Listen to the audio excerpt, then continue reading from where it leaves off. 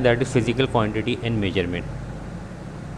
Physical quantity and measurement जो है physics का एक टॉपिक है और इसमें हम देखेंगे फिजिकल क्वांटिटीज़ क्या क्या हैं, फिर हम देखेंगे बेस यूनिट क्या है, फंडामेंटल यूनिट्स क्या हैं, ड्राइव यूनिट्स क्या हैं। इन तमाम चीज़ों पे आज हम काफ़ी डिटेल के साथ बात करेंगे। फिजिकल क्वांटिटी किसको कहते हैं? ऐसा फिजिकल फिनोमेना जिसको आप क्वांटिफाइड कर सकें। मिसाल के तौर पे लंबाई है, आप कह सकते हैं कि हाँ यार लंबाई जो 1 मीटर हो सकती है, 2 मीटर हो सकती है, 3 मीटर हो सकती है। वेट है, आप कह सकते हो वेट जो है 1 किलोग्राम हो सकता है, 2 किलोग्राम हो सकता है, 3 किलोग्राम हो सकता है। टेम्परेचर है, आप कह सकते हो टेम्परेचर 35 है, 40 है, 45 है।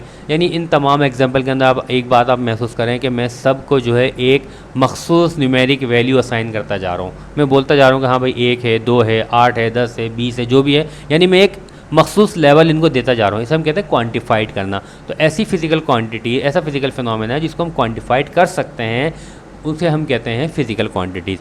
लेकिन कुछ ऐसे भी होते हैं जिनको हम क्वान्टिफाइड नहीं कर सकते। मिसाल के तौर पर एक शख्स जो एक से बहुत ज़्यादा नफ़रत करता है, एक से बहुत ज़्यादा मोहब्बत करता है, ना हम उसकी नफ़रत को क्वान्टिफाइड कर सकते हैं, हाँ भाई तुमसे ये 1 लेवल नफ़रत करता है, 2 करता है, 3 करता है। या जिससे मोहब्बत करता है हम ना ये नहीं बोल सकते तुमसे 1 लेवल की मोहब्बत करता है, 2 की करता है, 3 की करता है, नहीं हम ये भी नहीं बोल सकते। या एक शख्स बहुत ज़्यादा खुश है या बहुत ज़्यादा गुस्से में है, ना हम उसकी खुशी को क्वांटिफाइड कर सकते हैं, ना उसके गुस्से को क्वांटिफाइड कर सकते हैं, यानी कोई वैल्यू असाइन नहीं कर सकते हम लोग।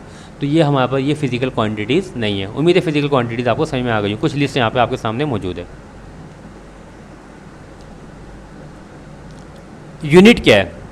ये जो मैंने आपसे कहा भी थोड़ी देर पहले कि हम क्वांटिफाइड करते हैं, हम एक मखसूस वैल्यू असाइन करते हैं। तो भाई ये असाइन करने के लिए हमें कोई रेफरेंस चाहिए होता है। मिसाल के तौर पे मैं बोलूँ कि यार जाके दुकान से 5 मीटर कपड़ा लेकर आ जाओ।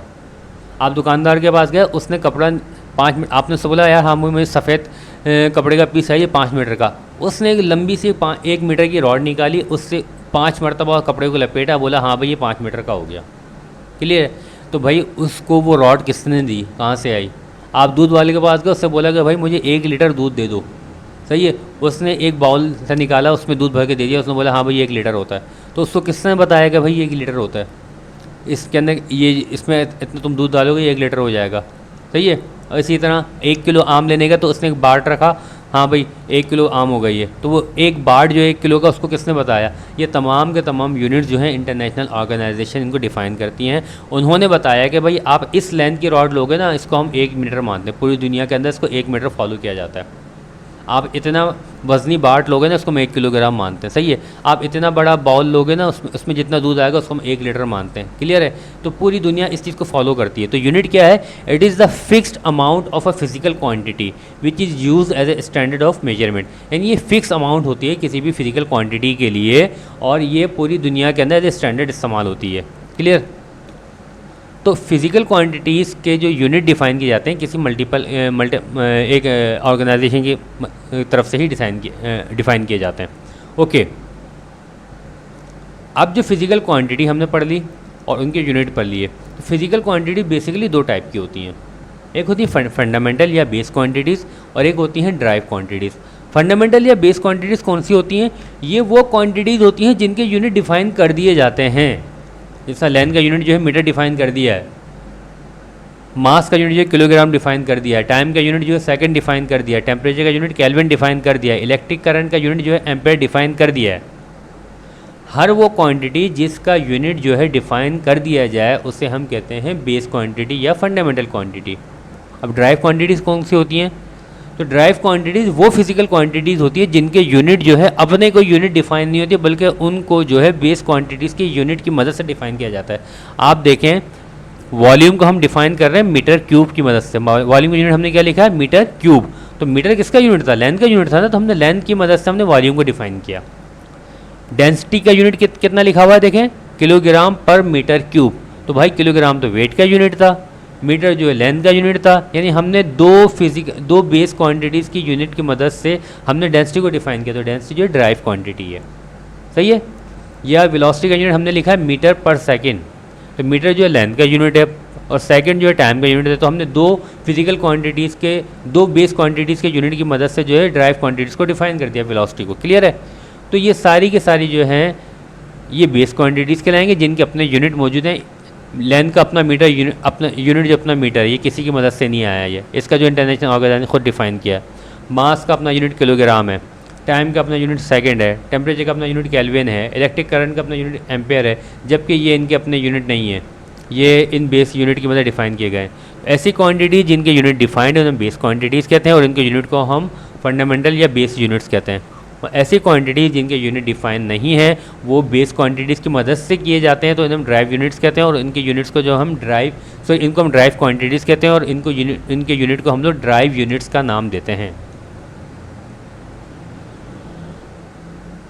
ड्राइव क्वांटिटी जिससे मैंने आपको बता दिया, कौन सी ड्राइव क्वांटिटी होती है, जिनके अपने which units are not defined by international organisation, जिनके अपने यूनिट डिफाइन नहीं होते। मिसाल के तौर पे स्पीड है, ये भी एक फिजिकल क्वांटिटी है, इसको डिफाइन करने के लिए डिस्टेंस डिवाइडेड बाय टाइम का सहारा लिया गया। तो डिस्टेंस का यूनिट इन्होंने मीटर लिया, टाइम का यूनिट इन्होंने सेकंड लिया, तो मीटर पर सेकंड इसका यूनिट निकाल लिया स्पीड का।